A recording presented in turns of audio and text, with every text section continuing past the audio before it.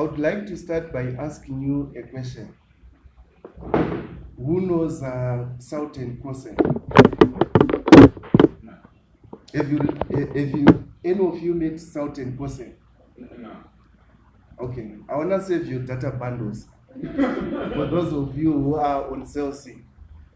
Southern Kosen is the tallest man in the world, and you have already met him. My name is Clopas Chitotombe.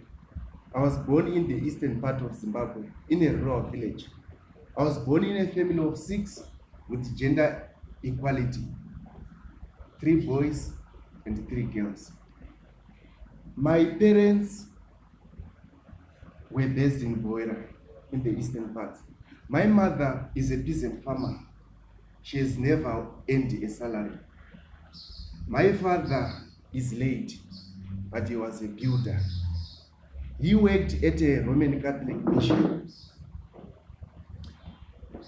I did my primary school at a neighboring school close to the village. And life then was very simple. For me, there were 4 primary activities. I would either go to school, or I would be working in the fields, or I would be herding cattle. If I'm not doing that, I would be playing. But of course, there was a 5th one, which is eating. For my high school, I went to a Roman Catholic boarding school. I went to the Roman Catholic boarding school together with my elder sister. Both of us were in boarding school, and life changed drastically at that point. The school fees that my parents were paying increased significantly when I moved into high school, and my parents were barely affording. But they were determined to make sure that we get the best education that they could afford. I remember school fees would increase every year, and there was one particular year when the school fees increased so much that I said to myself, there is no way I'm coming back to this school.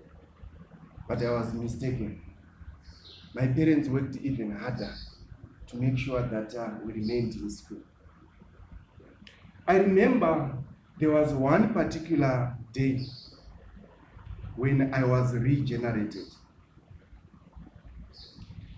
On this specific day, my father had gone to the mission to repair a water tank, a concrete water tank. For those of you who know these are big water tanks, they are completely closed, and there is very little air inside. And he was busy repairing the inside of this tank. When he came back, he was soaked in his sweat. I couldn't believe it was sweat. I thought maybe it had rained, but this was winter. I instinctively looked through the window, expecting to see some rain outside, but there was none. Instead, I saw something else. I saw one of our affluent neighbors literally crawling, staggering to his house. He was coming from a beer party. At that moment, something happened to me.